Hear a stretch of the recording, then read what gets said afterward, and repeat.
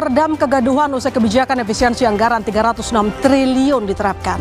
Presiden Prabowo tiba-tiba mengumumkan pemangkasan anggaran akan dilanjutkan sampai 3 putaran. Jika efisiensi di putaran pertama dan kedua sama-sama akan memotong anggaran kementerian lembaga, maka di putaran ketiga penghematan akan dilakukan melalui badan usaha milik negara BUMN. Sehingga penghematan pada 3 putaran tersebut nilainya mencapai 750 triliun rupiah. Dari hasil efisiensi 750 triliun rupiah tadi, 24 miliar dolarnya menurut Presiden terpaksa dipakai untuk membiayai program makan bergizi gratis. Sementara 20 miliar dolar atau sekitar 325,8 triliun rupiah akan dialokasikan untuk investasi awal oleh Badan Pengelola Investasi Daya Anagata Nusantara BPI dan Antara yang akan diluncurkan 24 Februari mendatang. Meski Presiden Prabowo belum menjelaskan lebih rinci kapan episode pemotongan anggaran berikutnya akan dilaksanakan, para pelaku usaha sudah getar-getir. Pasalnya, efisiensi di putaran pertama saat ini saja, bisnis perhotelan dan restoran mulai megap-megap. Ketua Perhimpunan Hotel dan Restoran Jawa Barat, Dodi Ahmad Sofiandi menyebut, bila penghematan anggaran tidak dikaji ulang, 50% pegawai hotel di Jawa Barat terancam akan dirumahkan. Ini baru di Jawa Barat, saudara. Selain sektor hotel dan restoran, pendapatan di sektor transportasi hingga pendapatan asli daerah juga diprediksi bakal turun. Lembaga peneliti Selios memperkirakan ekonomi bakal bergerak loyo bahkan tak sampai tumbuh 5% tahun ini. Ini disebabkan lesunya perputaran uang dari pusat. Melihat fakta terpuruknya dunia usaha serta adanya proyeksi ekonomi yang buruk memunculkan pertanyaan, sudah tepatkah pemangkasan anggaran hingga 3 putaran demi membiayai makan bergizi gratis mampu menumbuhkan perekonomian nasional? Saudara, inilah Business Talk. Prabowo bidik 750 triliun, bisnis hotel kian terpuruk. Bersama saya, Masih Tarigan.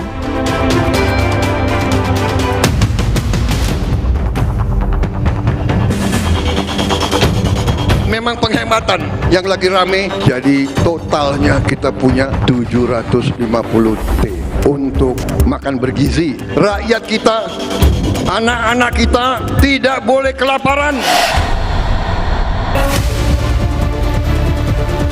Sudah ada penurunan okupansi dan penurunan revenue sampai 50%. Hotel-hotel yang bintang 4, bintang 5 itu dalam 1 hari bisa sampai ratusan juta ya cancel bisnisnya itu. Kalau memang ini diberlakukan pada waktu yang cukup lama, karena mau nggak mau kami harus melakukan efisiensi dengan menurunkan atau mengurangi dari karyawan tersebut. Jangan-jangan ini hanya isu yang kemudian dibesar-besarkan untuk menggagalkan efisiensi yang dilakukan pemerintah.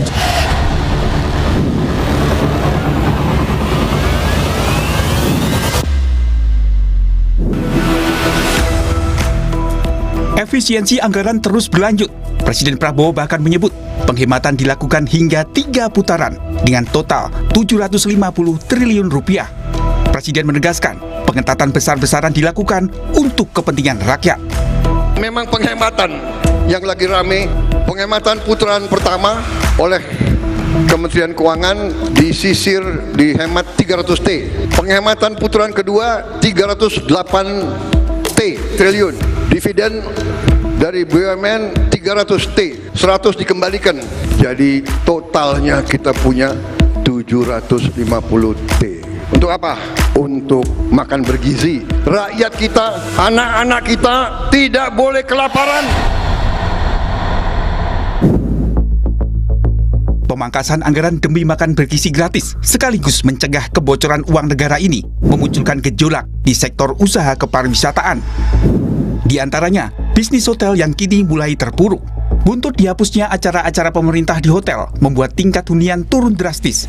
Para pengusaha hotel pun khawatir jika kondisi ini berlanjut akan berujung PHK besar-besaran. Nah, kita bertahan sampai bulan April, sampai setelah Lebaran aja. Kalau seandainya tidak ada perubahan seperti ini, kemudian okupansi masih tetap antara 30 sampai 35%, berarti ada PHK dari jumlah karyawan yang ada tuh 50% di PHK-kan. terkait pemangkasan anggaran, efisiensi anggaran secara global menyebut 306 triliun, dan kalau kita pila-pila breakdown untuk berjalan dinasnya itu sekitaran 20 triliun. Jelas pasti akan memberikan dampak yang signifikan untuk aktivitas okupansi. Pemerintah harusnya melihat dari sisi multiplier effect daripada pemangkasan anggaran ini.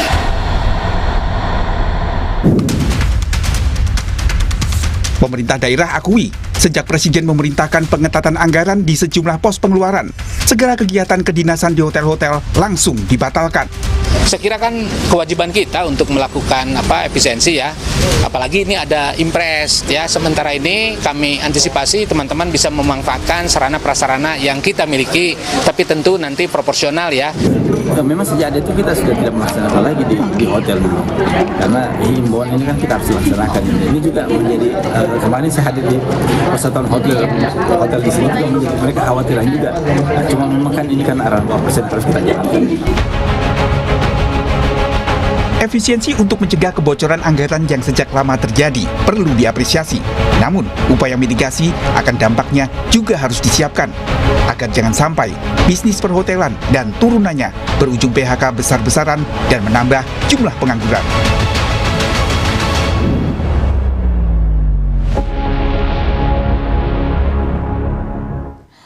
Prabowo bidik 750 triliun rupiah, bisnis hotel terpuruk. Kita akan bahas bersama sejumlah narasumber yang sudah hadir di studio. Saya akan menyapa Pak Haryadi Sukamdhani, Ketua Umum Perhimpunan Hotel dan Restoran Indonesia. Selamat malam Pak Haryadi. Selamat malam. Terima kasih telah bergabung di Business Talk. Saya juga menyapa Mas Nailul Huda, Direktur Ekonomi Selios. Selamat malam. Malam Mbak.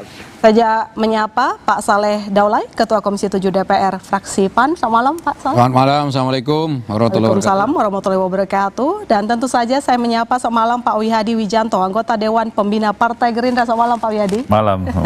Dan di sebelah saya ada Mas Samsul Asar, wartawan senior konten. Saya langsung saja tadi kalau kita lihat di paket pengantar tadi memperlihatkan bagaimana tuh dampak dari efisiensi anggaran tahap pertama sudah membuat para pelaku usaha hotel dan restoran ini agak kalang kabut karena ancaman badai PHK sudah di depan mata. Maka saya langsung ke Pak Haryadi dulu. Per hari ini Pak, sudah berapa pengusaha hotel yang melaporkan mengalami kerugian mungkin di atas 50% sejak pemangkasan anggaran KL dan transfer daerah diberlakukan? Jadi yang dilaporkan tentunya belum bilang kerugian ya, tetapi adalah tidak adanya reservasi. Jadi ini yang mengurangi yang okupansi. Ya, jadi memang boleh dibilang secara nasional itu tidak ada reservasi yang dilakukan di bulan Januari Februari ini. Sejak Januari sampai Januari. Nah, lalu juga yang sebetulnya agak miris juga di daerah itu sebetulnya kan pemerintah daerah tidak termasuk yang terkena secara besar-besaran ya pemotongan. Jadi pemerintah daerah juga tidak melakukan reservasi. Jadi mereka juga mengurangi kegiatan. Dan yang lebih aneh lagi adalah BUMN. BUMN juga ikut-ikutan nggak bikin kegiatan. Bahkan KL yang tidak termasuk terkena pemotongan juga enggan melakukan kegiatan karena nggak enak sama kementerian yang lain, KL yang lain yang mengalami pemotongan. Jadi ini tentu harus kita lihat begini. Jadi pangsa pasar pemerintah di sektor hotel itu cukup besar Mbak Ilona, yaitu 40% secara nasional. Tetapi kalau di daerah itu bisa lebih, bahkan bisa lebih dari 70%. Karena memang, nah kembali lagi, kan ada pertanyaan juga, kenapa begitu besar gitu ya, artinya porsi itu. Ya memang karena ada permintaan, tentu kami harus menyediakan supply-nya. Nah ini yang kadang-kadang tidak dipahami kok, kelihatannya seolah-olah kita bergantung kepada pemerintah. Nah sebetulnya ceritanya adalah karena memang pemerintah ada kebutuhan, tentu kami harus menyiapkan. Jadi kalau seperti itu memang kewajiban kita sebagai dunia usaha ya untuk selalu kan menyiapkan demand, melengkapi daripada demand yang ada.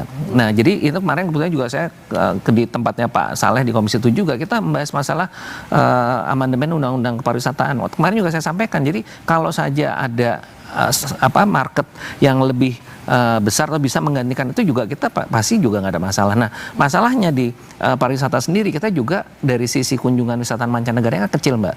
Jadi sekarang ini memang didominasi oleh market share-nya pemerintah. Gitu. Oke, baik. Saya ke Pak Saleh kalau begitu. Mendengar Ya. keluhan dari para pelaku usaha, Pak, pemangkasan anggaran ini kan kita nggak bisa lihat efisiensi satu hal, tapi kan sudah seharusnya kita juga memperhatikan dunia usaha karena mereka menciptakan lapangan pekerjaan dan tentu saja punya efek ganda ke perekonomian biasanya di lokasi wisata. Lalu bagaimana legislatif menjawab keresahan atau mewakili jeritan para pelaku usaha? Saya pertama lihat dulu dari dampak dulu ya tadi yang dijelaskan Pak Riyadi. Pertama memang antara Januari, Februari, Maret itu setiap tahun itu memang biasanya kegiatan-kegiatan pemerintah itu jarang dilakukan di hotel-hotel seperti itu. Karena pemerintah juga masih konsolidasi anggaran. Apalagi sekarang kan ada efisiensi yang dilakukan oleh pemerintah, ya tentu konsolidasi anggaran itu masih belum selesai.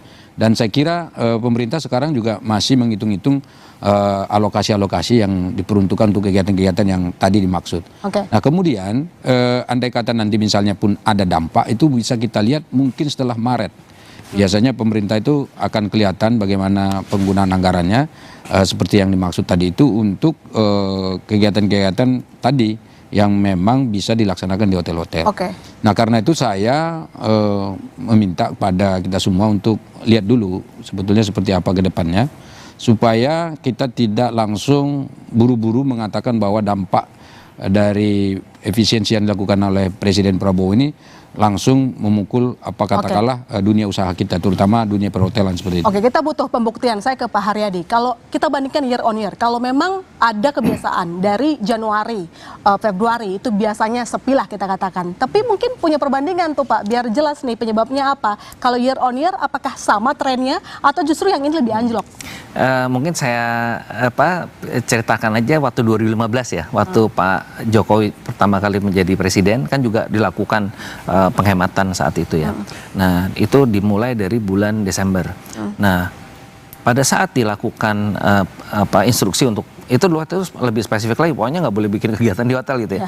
Nah ternyata pada waktu dilakukan penyetopan ya kegiatan, ternyata banyak sekali permintaan demand dari pemerintah itu yang tidak bisa diselenggarakan dengan baik. Itu mungkin ini juga Pak Saleh. Jadi sebetulnya ada. Kalau kita lihat di bulan-bulan itu tetap ada. Memang nanti dia akan meningkat ya, dan paling ramainya itu adalah mendekati akhir tahun biasanya kan ngabisin anggaran.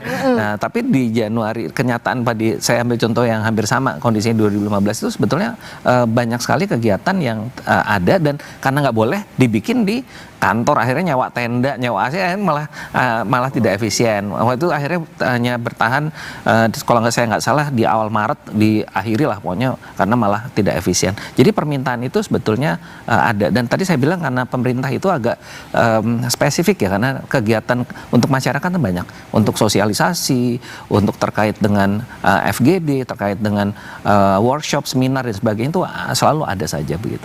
Artinya apa yang dianalisis dari Pak Saleh tadi Anda tampik bahwa memang sekarang ini trennya memang sepi. Enggak, kalau untuk yang sekarang tuh beda. Kan begini loh.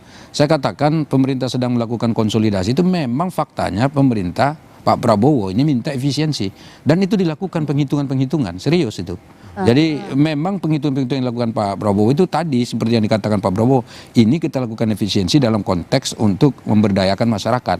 Jadi semua efisiensi yang dilakukan itu nanti peruntukannya adalah untuk masyarakat dan itu dilakukan.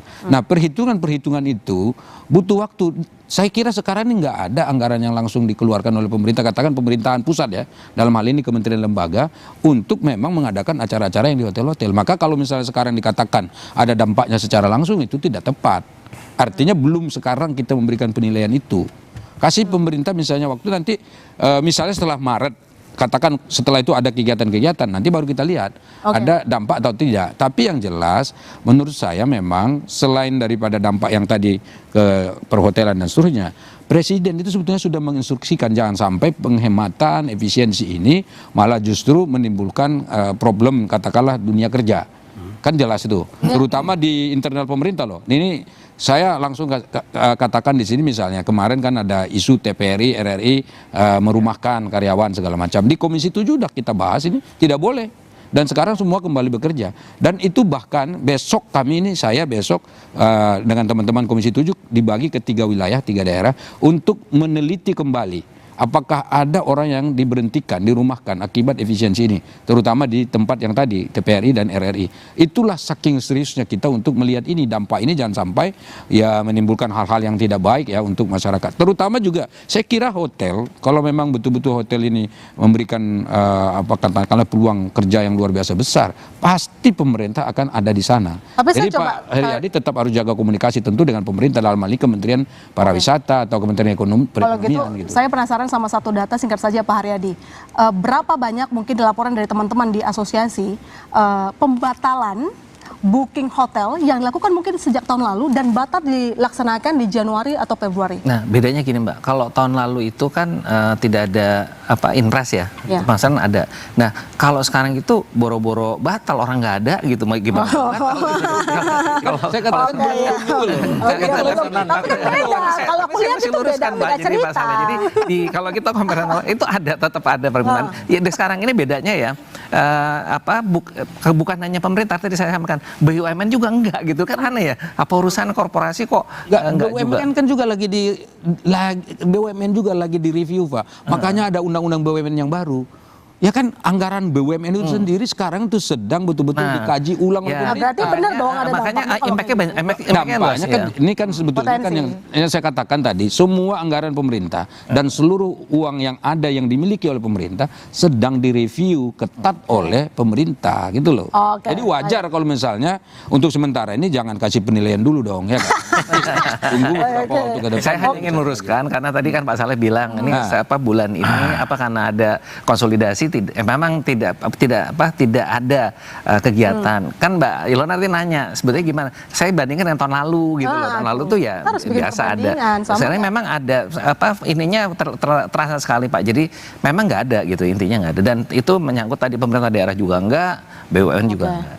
Oke, baik. Pertanyaan berikutnya nanti ke Pak Wihadi. Pemangkasan di tahap pertama saja itu sudah menimbulkan gejolak dan sekarang kemarin Presiden Prabowo Subianto menegaskan bahwa pemotongan akan dilakukan 3 putaran, 2 memotong anggaran kementerian lembaga, 1 kali dari dividen BUMN. Apakah pemerintah seharusnya mempertimbangkan lebih dulu lah gejolak yang terjadi baru memutuskan efisiensi dilanjutkan atau tidak? Nanti dijawab, saudara, tetaplah di Business Talk.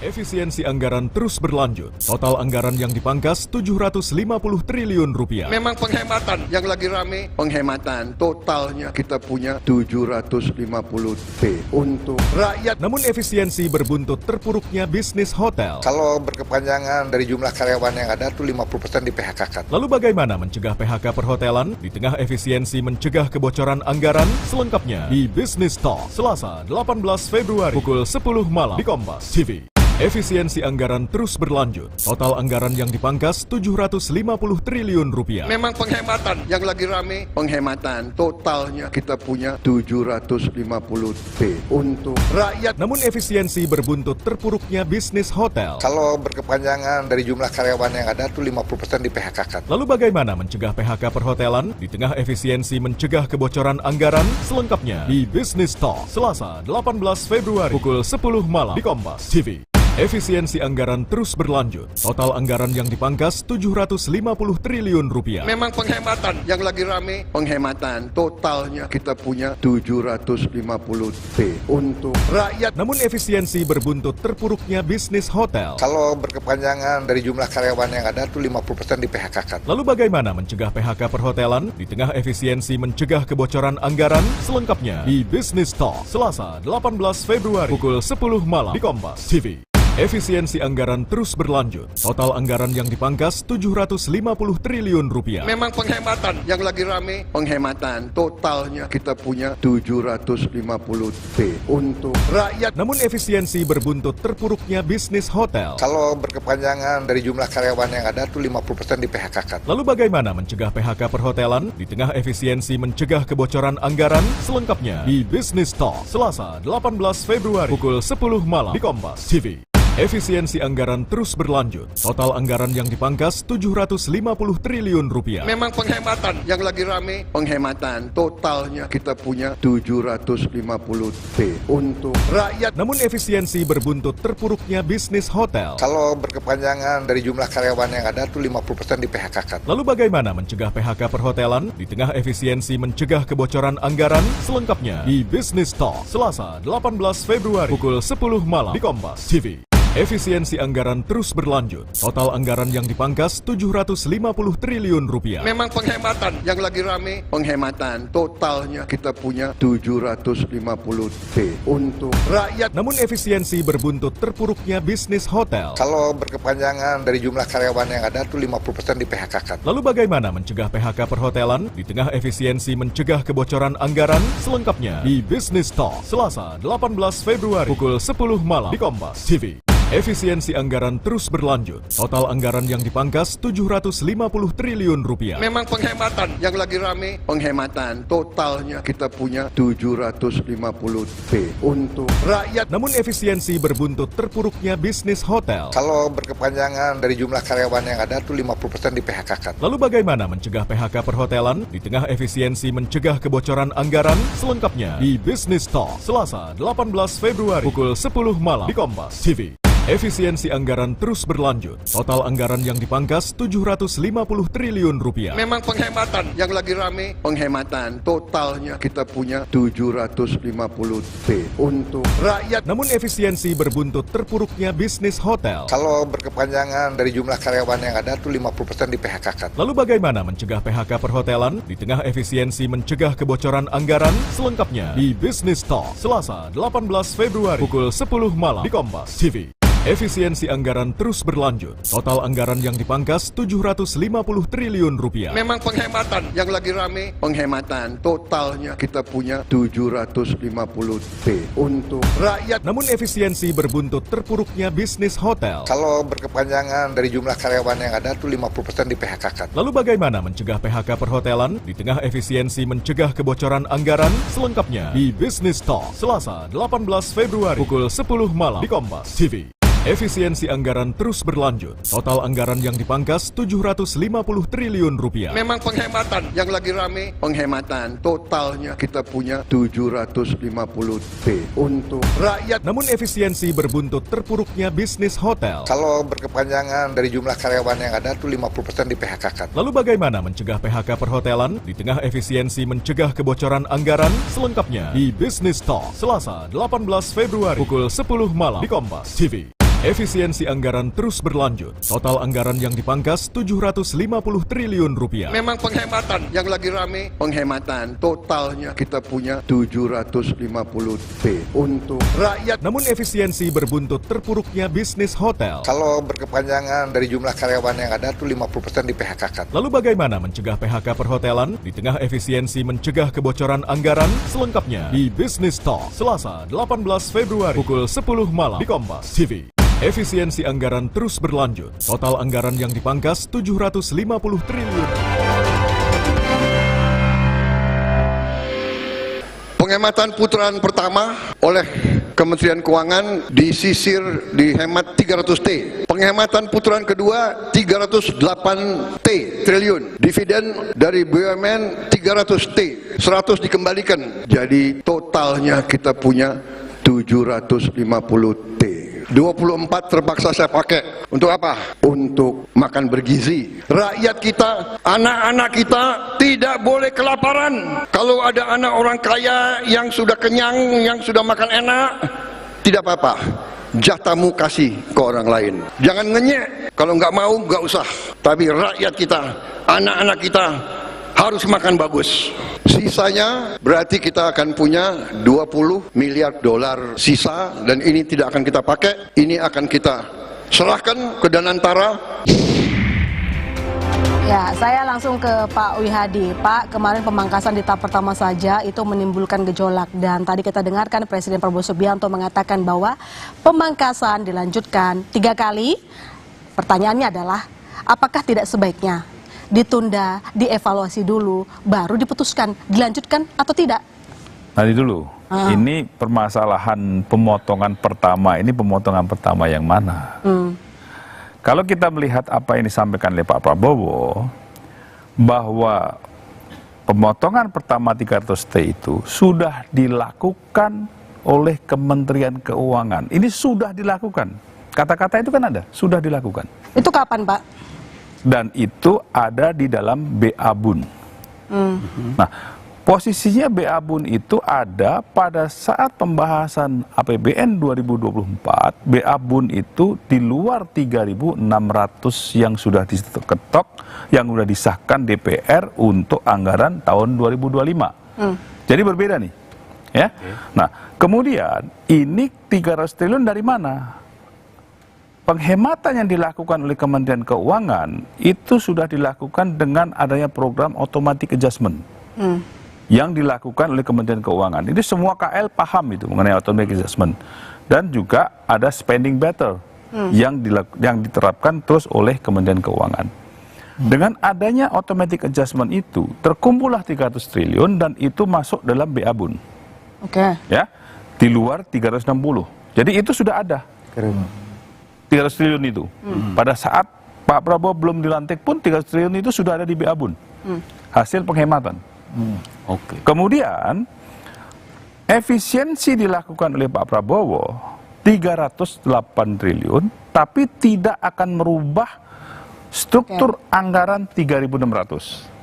Berarti ini ada mispersepsi dari publik, Pak. Karena publik taunya adalah pemotongan dilakukan ketika impres dikeluarkan. Tentu, ini makanya mesti harus diperjelas, ya kan? 308T itu dilakukan dengan impres nomor 1 tahun 2005. Nah, dengan 308T, maka yang terjadi adalah efisiensi anggaran. Dan kembali lagi dalam hal ini, efisiensi anggaran itu tidak menyentuh belanja pegawai. Artinya seluruh pegawai, seluruh yang namanya ASN itu tidak akan kena PHK. Iya, tapi kenapa kemarin sempat ada ribut-ribut ya? Nah, inilah permasalahannya. KL ini pada saat yang meributkan ini tidak paham mengenai masalah instruksi yang disampaikan.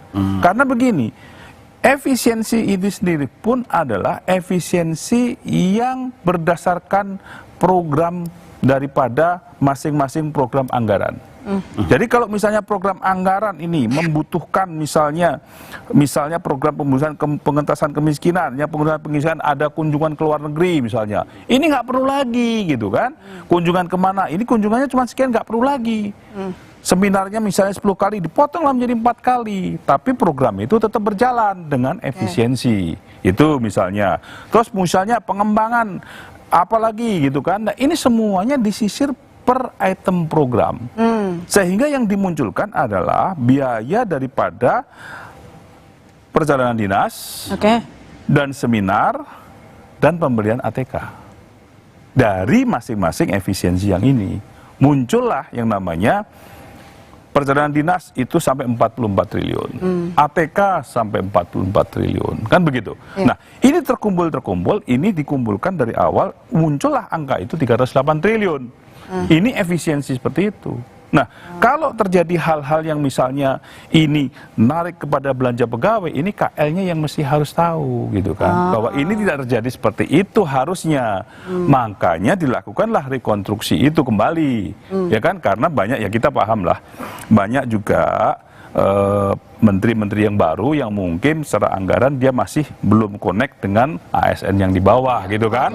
Nah, jadi ini semuanya sebenarnya tidak akan menimbulkan gejolak kalau masing-masing paham mengenai masalah efisiensi ini.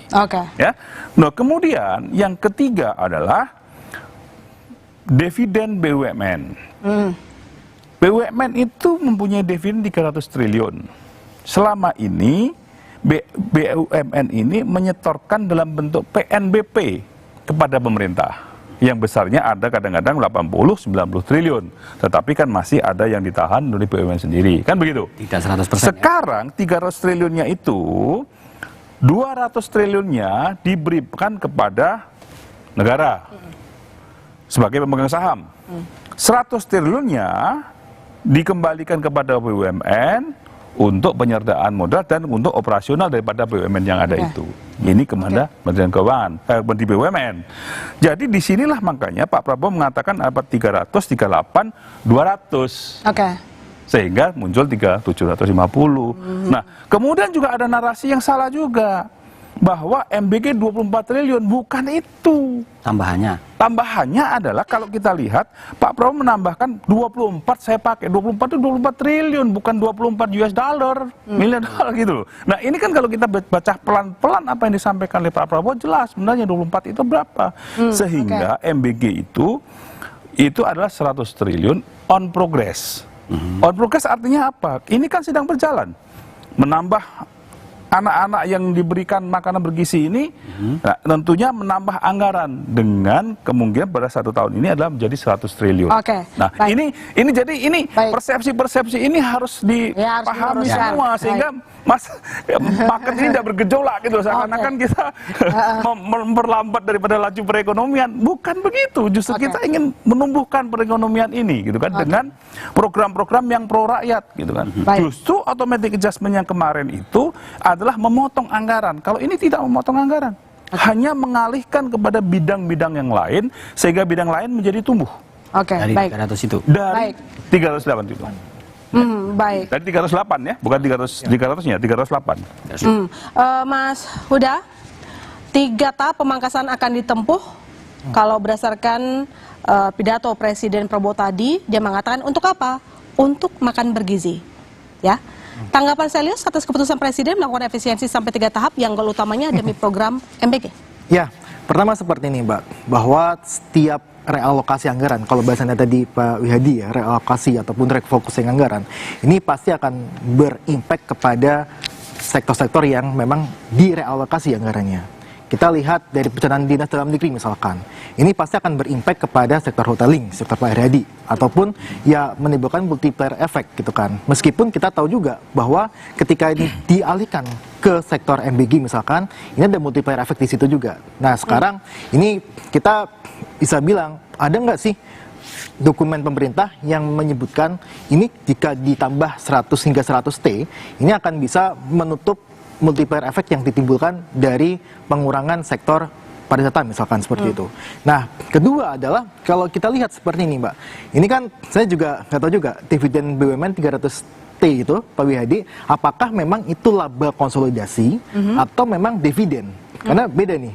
Kalau dividen itu yang memang dividen. Selama ini memang dividen. Cuman memang yang setorkan di PNBP itu cuma 90 sehingga tahunya itu 90 yang ada di PNBP gitu. Ya, karena kalau kita baca sebenarnya ini kan peningkatannya sangat tajam sekali gitu kan. Dari 90T ke 300T gitu kan. 90T itu adalah yang disetorkan kepada negara PNBP.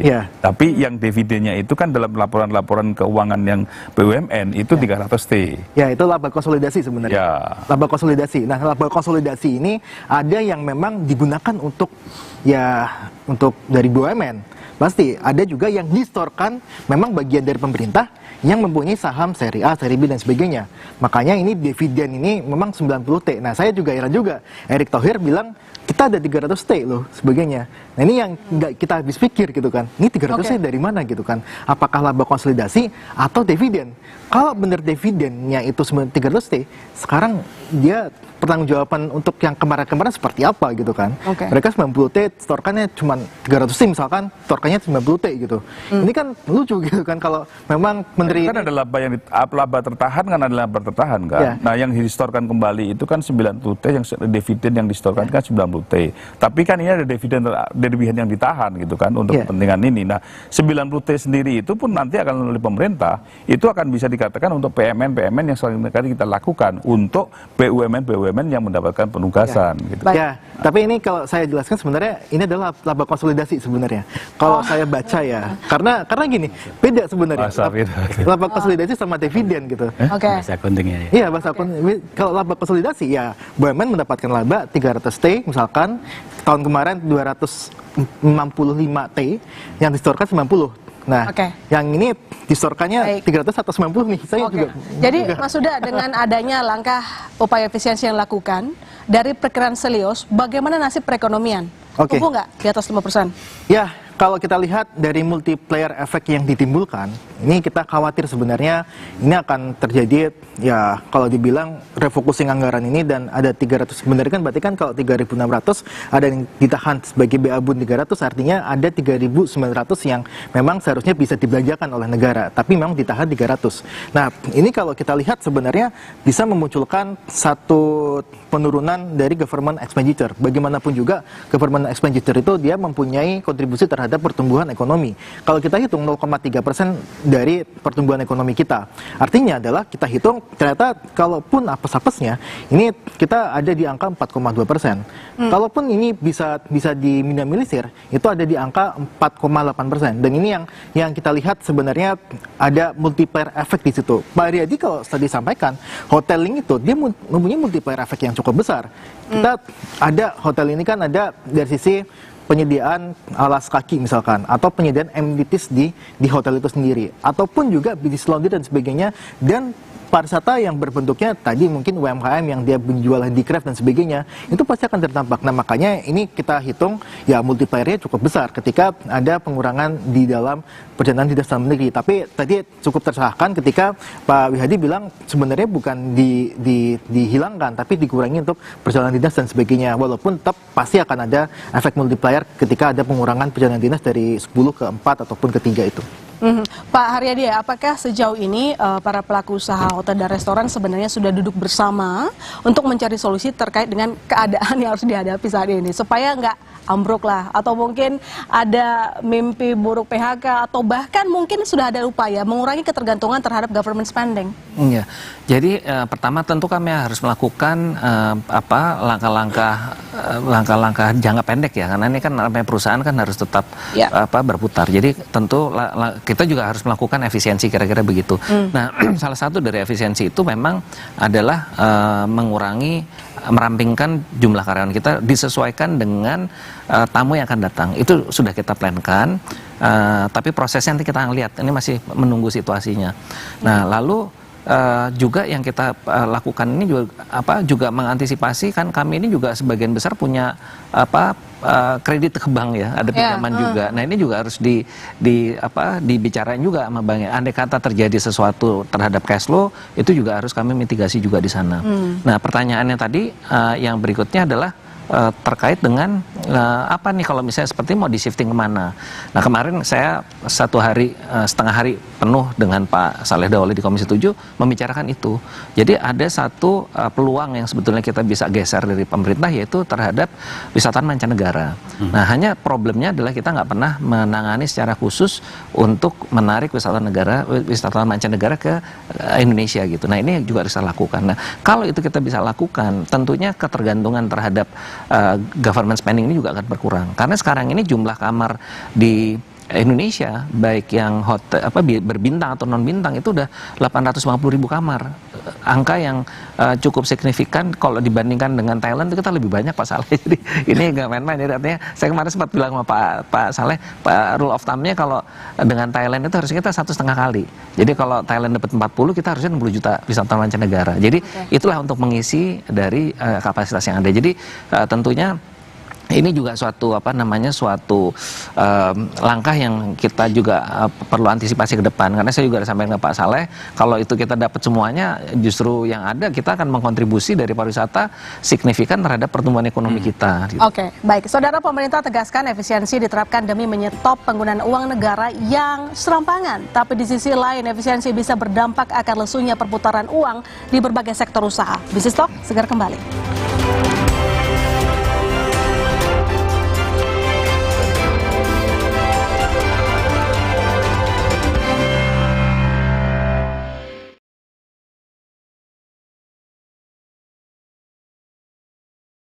Efisiensi anggaran terus berlanjut. Total anggaran yang dipangkas 750 triliun rupiah. Memang penghematan yang lagi rame, penghematan totalnya kita punya 750 T untuk rakyat. Namun efisiensi berbuntut terpuruknya bisnis hotel. Kalau berkepanjangan dari jumlah karyawan yang ada tuh 50% di PHK-kan. Lalu bagaimana mencegah PHK perhotelan di tengah efisiensi mencegah kebocoran anggaran? Selengkapnya di Business Talk Selasa 18 Februari pukul 10 malam di Kompas TV.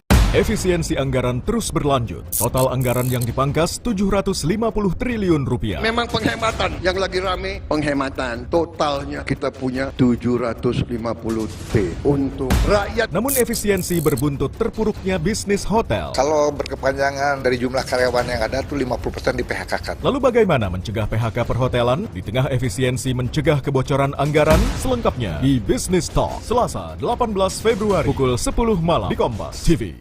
Efisiensi anggaran terus berlanjut. Total anggaran yang dipangkas 750 triliun rupiah. Memang penghematan yang lagi rame, penghematan totalnya kita punya 750 T untuk rakyat. Namun efisiensi berbuntut terpuruknya bisnis hotel. Kalau berkepanjangan dari jumlah karyawan yang ada tuh 50% di PHK-kan. Lalu bagaimana mencegah PHK perhotelan di tengah efisiensi mencegah kebocoran anggaran? Selengkapnya di Business Talk Selasa 18 Februari pukul 10 malam di Kompas TV. Efisiensi anggaran terus berlanjut. Total anggaran yang dipangkas 750 triliun rupiah. Memang penghematan yang lagi rame, penghematan totalnya kita punya 750 T untuk rakyat. Namun efisiensi berbuntut terpuruknya bisnis hotel. Kalau berkepanjangan dari jumlah karyawan yang ada tuh 50% di PHK-kan. Lalu bagaimana mencegah PHK perhotelan di tengah efisiensi mencegah kebocoran anggaran? Selengkapnya di Business Talk Selasa 18 Februari pukul 10 malam di Kompas TV. Efisiensi anggaran terus berlanjut. Total anggaran yang dipangkas 750 triliun rupiah. Memang penghematan yang lagi rame, penghematan totalnya kita punya 750 T untuk rakyat. Namun efisiensi berbuntut terpuruknya bisnis hotel. Kalau berkepanjangan dari jumlah karyawan yang ada tuh 50% di PHK-kan. Lalu bagaimana mencegah PHK perhotelan di tengah efisiensi mencegah kebocoran anggaran? Selengkapnya di Business Talk Selasa 18 Februari pukul 10 malam di Kompas TV.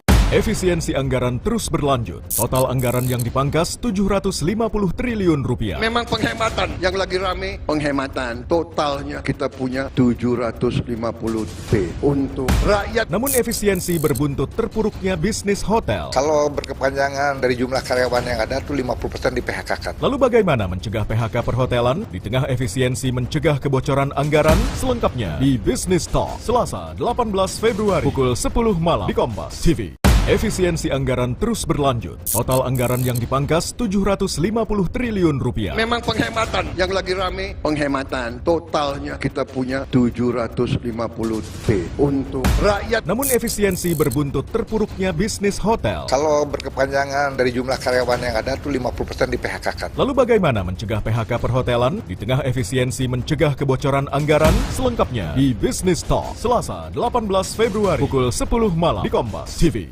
Efisiensi anggaran terus berlanjut. Total anggaran yang dipangkas 750 triliun rupiah. Memang penghematan yang lagi rame, penghematan totalnya kita punya 750 T untuk rakyat. Namun efisiensi berbuntut terpuruknya bisnis hotel. Kalau berkepanjangan dari jumlah karyawan yang ada tuh 50% di PHK-kan. Lalu bagaimana mencegah PHK perhotelan di tengah efisiensi mencegah kebocoran anggaran? Selengkapnya di Business Talk Selasa 18 Februari pukul 10 malam di Kompas TV. Efisiensi anggaran terus berlanjut. Total anggaran yang dipangkas 750 triliun rupiah. Memang penghematan yang lagi rame, penghematan totalnya kita punya 750 T untuk rakyat. Namun efisiensi berbuntut terpuruknya bisnis hotel. Kalau berkepanjangan dari jumlah karyawan yang ada tuh 50% di PHK-kan. Lalu bagaimana mencegah PHK perhotelan di tengah efisiensi mencegah kebocoran anggaran? Selengkapnya di Business Talk Selasa 18 Februari pukul 10 malam di Kompas TV. Efisiensi anggaran terus berlanjut. Total anggaran yang dipangkas 750 triliun rupiah. Memang penghematan yang lagi rame, penghematan totalnya kita punya 750 T untuk rakyat. Namun efisiensi berbuntut terpuruknya bisnis hotel. Kalau berkepanjangan dari jumlah karyawan yang ada tuh 50% di PHK-kan. Lalu bagaimana mencegah PHK perhotelan di tengah efisiensi mencegah kebocoran? Kita lanjutkan diskusi kita. Saya ke Pak Wihadi, anggota Dewan Pembina Partai Gerindra. Dhanil Anzar Simanjuntak bilang semangat dari efisiensi untuk menghentikan kebocoran anggaran untuk hal-hal yang tidak perlu. Jadi kalau ada raja-raja kecil yang menolak akan ditindak. Ini pernyataannya, kami putarkan. Pak Prabowo sudah mengamati tata kelola penganggaran kita, tata kelola spending kita, itu banyak yang melakukan pemborosan. Makanya kemudian Pak Prabowo minta Kementerian Keuangan melakukan penyisiran semua anggaran-anggaran sampai satuan yang terbawah. Maka ditemukan banyak alokasi-alokasi yang seharusnya itu tidak dibutuhkan. Kalau kemudian tadi disebutkan ada PHK dan segala macam, tidak boleh itu dilakukan. Kami sebut sebagai disobedience yang dilakukan oleh, dalam tanda kutip, Pak Prabowo nyebutnya raja-raja kecil. Dan itu langsung ditindak. Pak Wihadi, sebenarnya sudah seburuk apa tata kelola anggaran pejabat sampai harus dilakukan efisiensi? Nggak, jadi begini, efisiensi ini kan memang kita melihat ada hal-hal yang memang program-program yang tidak substansi, yang bisa tidak dijalankan, dan ada program-program yang tetap substansi yang harus dijalankan. Substansinya harus dilihat dulu. Nah, kemudian kalau kita mengenai masalah kebocoran anggaran, ini memang kalau kebocoran anggaran selalu dikatakan memang ada kebocoran anggaran. Nah, salah satunya adalah ini kan momen di mana kementerian-kementerian baru, dipilah-pilah kementerian-kementerian baru itu, kan pemecahan daripada kementerian baru, sehingga anggarannya pun dipecah-pecah lagi kan begitu. Nah, disitulah kemudian satu persatu disisir program-program kerja daripada masing-masing KL itu. Ada program kerja yang dianggap ini adalah inefisiensi, ya kan? Sehingga perlu dilakukan efisiensi. Nah, salah satunya yang terbesar itu adalah perjalanan dinas. Ini yang dianggap adalah inefisiensi. Kemudian juga pembelian ATK. Karena sekarang ini kan sudah banyak paperless dan segala macam, sudah tidak lagi dengan kondisi seperti itu. Inilah yang juga melakukan penghematan, ya kan? Kemudian ada yang namanya seminar, ya. Seminar itu juga salah satu hal yang bisa juga lebih diefisienkan, misalnya yang saya katakan tadi contohnya kan 10 bisa menjadi 3 kali. Nah, ini boleh dianggap ini sebagai kebocoran yang terdahulu, bisa saja seperti itu, tetapi ini kita bicara efisien bukan kebocoran, ya. Tetapi di satu sisi kita harus juga melihat bahwa kita ini melakukan efisiensi ini dengan tidak memotong anggaran yang sudah disetujui posturnya, tetap 3.600. Jadi rakyat ini tidak perlu bahwa ini seakan-akan pemerintah memotong dan mengambil itu, tidak. Tapi ini akan dikembalikan kepada sektor yang lain. Realokasi, ya. Realokasi apa? Ya memang, bayangkan kalau sekarang apa yang dikatakan Pak Rahmat ya, mengenai masalah hotel, bagaimana hotel. Ya memang permasalahan hotel ini kan memang kalau kita lihat seringkali dipakai oleh seminar. Tetapi bukan berarti ini tidak akan ada lagi, tetap masih ada juga gitu kan, cuman berkurang. Nah, inilah. Cuman berkurang. Ini kan permasalahannya kan permasalahan yang memang harus mendukung pemerintah dalam masalah efisiensi. Kalau kita harus membuang uangnya, ya kan, pemerintah dalam kondisi ini memberikan kepada, ya mohon maaf ini, memberikan kepada pengusaha hotel. Pak Prabowo mengatakan daripada saya berikan ini pengusaha yang sudah kaya, saya berikan anak-anak ini untuk makan, kan begitu.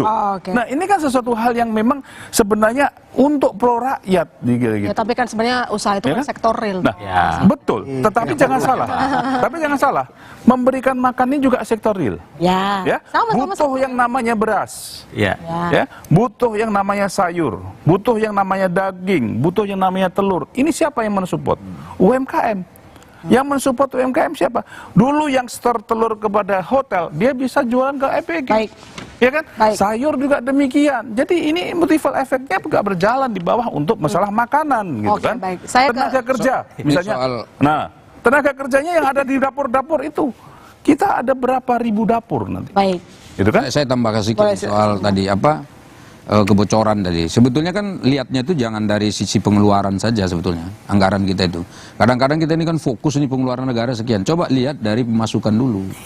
Pemasukan kita kan, pajak kita kan cuma berapa gitu. Iya. Nah, sekarang kalau misalnya mau melihat apakah itu ada kebocoran atau enggak, bisa enggak pajak itu dinaikkan? Jadi misalnya kalau selama ini hanya dapat 2.000 triliun misalnya 2.200, bisa enggak itu pajak misalnya menjadi 5.000 karena potensinya bisa jadi 5.000. Nah kalau itu ada 5.000 berarti kan kebocoran pajaknya Kan bisa tertutupi. Dan juga dengan PNBP dan bea cukai dan berbagai macam sumber-sumber pemasukan negara. Kan pemasukannya kan cuma begitu. Kelihatan kok itu. Kalau dalam neraca APBN itu jelas kok pemasukan sumbernya ini, pengeluaran ini. Dan itu bisa diseimbangkan nggak dengan yang itu. Nah, saya berharap Bapak Presiden Prabowo ya ini bisa juga melihat ini, pemasukan ini. Sehingga ini Kementerian Keuangan ya tidak asik ngitung aja, potong sana, pindahkan sana, apa sana, jangan sampai begitu. Karena kan kesannya tidak baik, walaupun tujuannya untuk kepentingan rakyat. Tapi ini ya soal sumber ini saya kira diperbesar. Ya termasuk hilirisasi kan saya dengarkan dulu kencang nih hilirisasi. Gimana dampak dari hilirisasi itu bisa memperbaiki struktur ekonomi kita, terutama APBN kita gitu. Oke, Mas Huda punya tanggapan, satu kritik, yang kedua mungkin ditanggapi juga bahwa kemarin Anda mengatakan bahwa dengan adanya efisiensi PAD itu bisa turun signifikan, ujung-ujungnya adalah ekonomi daerah itu bisa terganggu. Ya. Yang kedua dulu ya. Ini itu dulu, baru ngomongin pajak. Pasti mau ngomongin pajak kan? yang kedua dulu, bahwa memang kalau kita lihat ketika sisi hoteling itu dia mengalami sunset, ini artinya juga akan mengaruhi dari sisi PAD daerah itu sendiri. Ini karena ada pendapatan di situ juga gitu kan. Yang kedua tadi soal kritik tadi, misalkan sebenarnya gini, ini kan kalau kita lihat ya, bahwa ini kan kebocoran, terus kemudian disampaikan pasalnya itu adalah sisi penerimaan, artinya adalah memang sisi penerimaannya nggak diperbaiki dahulu, tapi pemerintah itu sudah membuat program-program yang wow. Ya kan? Itu yang pertama, bahwa harusnya kita ini kalau kita sampaikan pasti kan harus sesuai dengan kantong kita dulu seperti apa gitu kan, baru kita menyesuaikan pengeluaran kita seperti apa. Itu yang pertama kalau kita ngomongin dari sisi penerimaan. Sisi penerimaan tax ratio 10,2%. Kemudian kalau kita lihat kemarin juga tidak mencapai target APBN, yang artinya secara penerimaan kita banyak bolongnya. Tapi masalahnya adalah pemerintah cukup memaksakan, terlebih ada tambahan untuk yang MBG. Nah, kita sampaikan sebenarnya MBG ini untuk yang di daerah ini hanya shifting sebenarnya, hanya shifting dari yang dia supply-nya tadinya ke awalnya ke warteg-warteg dan sebagainya, dia supply-nya ke MBG. Nah, ini kan seharusnya kan kalau kita lihat ya, misalkan untuk makan siang ada individu A yang dia membeli 3 porsi, dia membeli untuk dia, istrinya dan anaknya. Terus kemudian anaknya disuplai oleh pemerintah, ya kan? Nah, ini kan tinggal 2, artinya ada penurunan permintaan yang di sisi swastanya. Makanya ini banyak kantin-kantin yang tutup akibat adanya MBG. Nah, ini yang ada datanya nggak itu? Jangan asal ngomong nih, ada datanya nggak kantin-kantin tutup itu?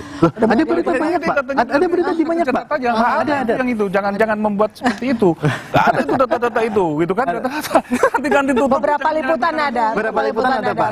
Ada, Pak. Silakan. Dilihat dulu, itu apakah memang karena permasalahannya MBG atau bukan? Karena kita harus lihat dulu, dia di mana ini, tarikannya di mana? Karena gini, kalau kita melihat dari programnya MBG itu justru banyak anak-anak yang sebenarnya mereka itu tidak makan di rumah. Di rumah. Datanya Selius, gimana Mas? Jangan seakan-akan semuanya, kalau kita semuanya berpikir ini adalah sisi ekonomi bukan sisi politik. Kita sisi politik. Kita berpikiran kita kepada siapa? Apakah kita kepada pengusaha atau kepada rakyat? Itu aja dulu kita bicara gitu kan. Silakan, jadi kalau itu kan jelas dulu. Kalau kita bicara ini adalah kepada rakyat, ya kan? Kita adalah program yang ini adalah untuk rakyat. Kita bicara makan bergizi itu adalah untuk bagaimana mencerdaskan anak-anak. Baik, itu satu sisi tujuan utamanya. Tetapi mungkin Selius punya apa? Bicara ini langsung dihitung mekanismenya dengan hitung-hitungan ekonomi yang ini seperti itu. Tapi Pak Wihadi, tolong jangan didikotomi juga antara pengusaha dan rakyat. Karena pengusaha kesannya kayak gitu. Usaha itu soalnya gitu kan. Tapi gini, memang kita sangat setuju semuanya bahwa MBG ini bermanfaat terhadap masyarakat banyak, terutama untuk masyarakat miskin. Tapi kita juga melihat efek-efek yang bisa terjadi akibat adanya shifting itu. Kita berbicara mengenai ekonomi, Pak. Ini ekonomi ini kalau kita lihat banyak kantin-kantin yang tutup dan sebagainya, yang juga ada pengurangan permintaan di sisi warteg dan sebagainya. Itu salah satu contohnya saja. Tadi ada 3 individu yang dia belinya 3, sekarang belinya 2. Otomatis kan permintaan kurang 1. Itu satu fakta lah, Pak, sebenarnya. Enggak. Kalau saya mengatakan bahwa satu fakta, itu kalau kita lihat begini. area yang dimana anak-anak itu mendapatkan dan juga area daripada kantin, apakah kebiasaan seperti itu kan butuh yang namanya penelitian yang lebih lanjut mengenai masalah. Oke, Salius bikin dong. Tidak akan seperti itu gitu loh. Jadi tidak langsung membuat asumsinya seperti itu. Itu kalau terjadi yang di daerah-daerah. Oke. Katanya banyak karena begini ya saya katakan bahwa program MBG itu diberikan itu adalah dengan yang namanya mereka membuat dapur. Unit dapur diberikan kepada anak-anak dan sekarang ini lebih banyak kepada anak-anak di pedesaan. Kantin yang mana di pedesaan gitu kan? Kantin mana ada di pedesaan gitu kan? Kalau kita bicara di kota gitu loh. Tapi masalahnya sekarang di kota. Kan nggak cuma di desa. Masalahnya kan itu yang dimaksud itu yang kota. Di sekolah ada sekolah di kota di Jakarta di Halim itu mendapatkan loh. Ya memang betul. Tapi kan tidak langsung di situ ada kantin yang langsung tutup gara-gara MBG kan nggak ada juga. Nggak, sebetulnya gini, ini tidak fair juga misalnya kalau kita mencari kesalahan-kesalahan yang katakanlah kekurangan-kekurangan dari MBG-nya. Sementara kita lupa bahwa dalam program MBG itu untuk peningkatan ekonomi kita juga banyak. Itu kan yang belum disebut tadi. Sebetulnya kan pada sisi itu sebetulnya yang penting. Misalnya bagaimana tadi para petani kita, para pedagang, para yang lain-lainnya itu yang memang terlibat langsung aktif di dalam proses pelaksanaan MBG itu. Nah kalau itu dibuat keseimbangannya kan kelihatan, oh ternyata MBG ini dahsyat gitu loh. Jadi ada manfaat untuk anak-anak juga pada lembaga ekonomi kecil-kecil yang ada di masyarakat gitu. Baik, nanti saya minta Mas Samsul untuk melanjutkan dan menyimpulkan. Mas, saudara, akibat efisiensi anggaran yang besar, katanya pertumbuhan ekonomi diperkirakan tak mampu mencapai angka 5%. Business Talk segera kembali.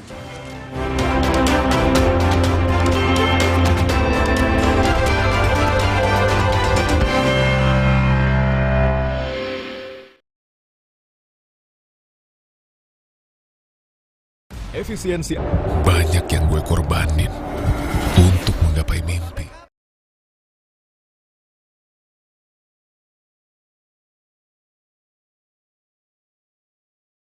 Efisiensi berbuntut terpuruknya bisnis hotel. Kalau berkepanjangan dari jumlah karyawan yang ada tuh 50% di PHK-kan. Lalu bagaimana mencegah PHK perhotelan di tengah efisiensi mencegah kebocoran anggaran? Selengkapnya di Business Talk Selasa 18 Februari pukul 10 malam di Kompas TV.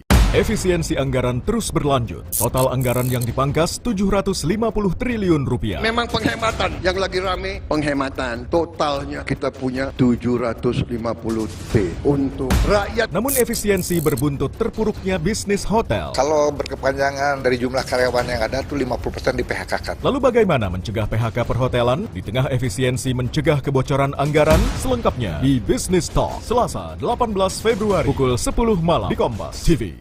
Efisiensi anggaran terus berlanjut. Total anggaran yang dipangkas 750 triliun rupiah. Memang penghematan yang lagi rame, penghematan totalnya kita punya 750 T untuk rakyat. Namun efisiensi berbuntut terpuruknya bisnis hotel. Kalau berkepanjangan dari jumlah karyawan yang ada tuh 50% di PHK-kan. Lalu bagaimana mencegah PHK perhotelan di tengah efisiensi mencegah kebocoran anggaran? Selengkapnya di Business Talk Selasa 18 Februari pukul 10 malam di Kompas TV.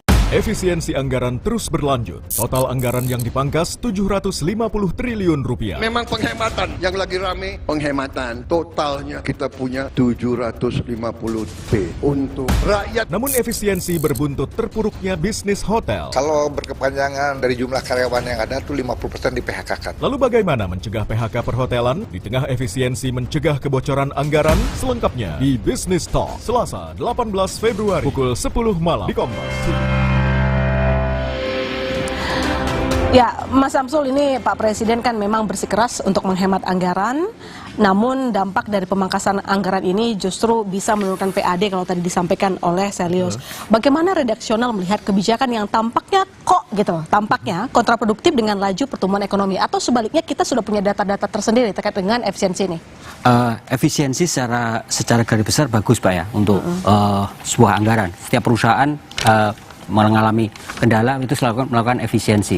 Kita contoh Amerika sekarang itu efisiensinya lebih drastis Pak dari sekarang. Yang kita diskusikan tadi. Kita efisiensi ini hanya main angka-angka. Nah sementara kalau substansial Pak, apakah benar ASN kita sudah diaudit sesuai fungsi setiap instansi? Apakah yang disebut Pak Wiyadi tadi mereka membelanjakan dengan sesuai? Apakah pemborosan itu dilakukan? Nah kalau misalkan itu dilakukan, Amerika berani menawarkan pensiun dini, hematnya 100 miliar dolar. Luar biasa untuk 4 juta. Menutup kementerian. Menutup kementerian. Nah, kalau di sini agak kebalikan sedikit. Itu yang sebenarnya kritik-kritik masyarakat yang harus kita lakukan di situ, Pak. PAD dari daerah tetap akan terganggu, Pak, dengan adanya berkurangnya hunian hotel tadi. Pasti akan terganggu, dan nanti ASN di daerah siap-siap kurangin ini, Pak, tukinnya itu ya, untuk dari sisi PAD-nya kalau dia kurang pasti akan berkurang di situ. Itu akan mengurangi konsumsi juga, Pak. Memang belum di awal tahun memang akan belum, saya sepakat, kami sepakat belum akan terlihat dampak jangka panjang yang seperti Pak Saleh sebutkan tadi. Tapi secara umum kalau memang program MBG ini dirancang dengan bagus dan tadi ada 300 triliun itu yang bisa dialokasikan kembali ke rakyat sesuai misalkan program-program yang super prioritas tadi, Pak. Saya yakin pertumbuhan ekonomi bisa berputar. Tapi kalau penganggarannya dengan perencanaannya sama saja, Pak, ya nggak beda jauh dengan sekarang. Hanya realokasi dari yang mungkin dianggap tidak efisien tapi dilakukan yang lain. Karena kalau awal tahun memang kita pahami, Pak, sekarang sebagian kepala daerah masih bersiap-siap untuk dilantik dan masih perlu ruang fiskal untuk menyesuaikan janji-janji politik mereka. Kalau sekarang pemerintah pusat melakukan ini untuk merealisasikan janji politik Pak Presiden Prabowo, yang kita hormati dan kita yakin bahwa itu tujuannya baik untuk rakyat. Nah, tapi lagi-lagi dampaknya yang ke sektor real itu, kalau MBG tadi yang disebut Pak Wihadi, memang melibatkan UKM di daerah akan sangat trickle down-nya itu akan terasa, Mas dari Selios, Mas. Udah. Mas sudah. Oh, maaf. Mas sudah. Ya, itu yang harapannya kan 300 triliun juga ke proyek-proyek, program-program yang menyentuh masyarakat, Pak. Oke. Kayak seperti itu. Oke, baik. Pak Haryadi mungkin punya harapan apa? Mungkin udah ngintip-ngintip pengen insentif lah sekalian gitu? Boro-boro insentif, orang dikurangin untuk insentif gimana caranya. Jadi saya cuman mau butuh apa? Lebih kepada ini kan melakukan shifting tidak mudah ya, karena waktunya juga mepet. Jadi tentunya tadi yang kami sampaikan agar juga ada sosialisasi di internal pemerintah bahwa pengurangan ini bukan artinya meniadakan. Tadi kan Pak Wihadi udah nyampaikan, Mbak, ya, yang dikurangi itu kegiatannya. Ini yang jangan sampai tadi karena ini dikurangi terus tiba-tiba semua restorasi nggak ada sama sekali gitu loh. Itu pun melibatkan dari kebutuhan Pemda, termasuk dalam pengurangan perjalanan dinas kan sebenarnya. Iya, itu. Jadi itu yang sebetulnya kita harapkan, ya tentu kami mendukung. Bahkan kami juga sampaikan di sini bahwa kami dengan LKPP, Pak, Lembaga Kebijakan Pengadaan Barang dan Jasa Pemerintah, kami sudah berkomunikasi untuk memasukkan pemesanan kamar itu melalui e-katalog.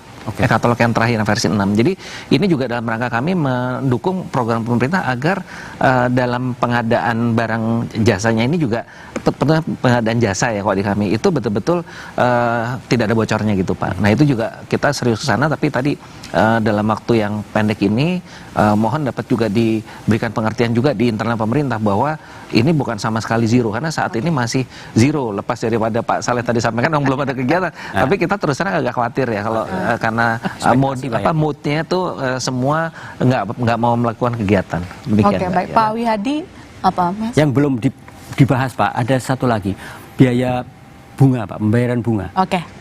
Pembayaran bunga surat utang ke Bank Indonesia itu ada 100 triliun, Pak, tahun ini. Itu kalau bisa dibicarakan lagi di DPR khususnya, ada kesepakatan politis, itu bisa digunakan untuk hal-hal ini.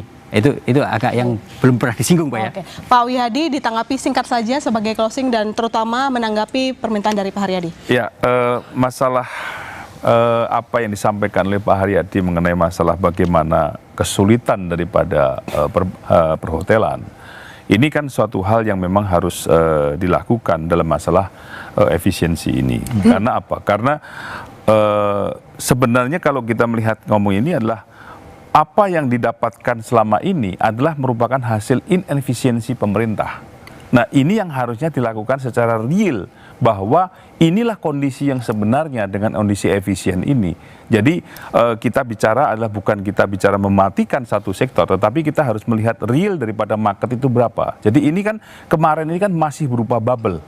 karena adanya inefisiensi daripada anggaran sehingga hotel ini melihat ini adalah market yang bubble. Nah, sekarang sudah saatnya bahwa market ini adalah real market, maka bagaimana sizing daripada perhotelan itu bisa dinikmati oleh semuanya, dan saya kira mitigasi ini harus kita lakukan dan inovasi daripada perhotelan ini juga harus dilakukan sehingga ini bisa terselesaikan. Jadi saya kira ini semuanya kita melihat bahwa ini adalah pemerintah kita ingin yang baik, yang efisien, dan tidak menggunakan anggaran ini secara ugal-ugalan.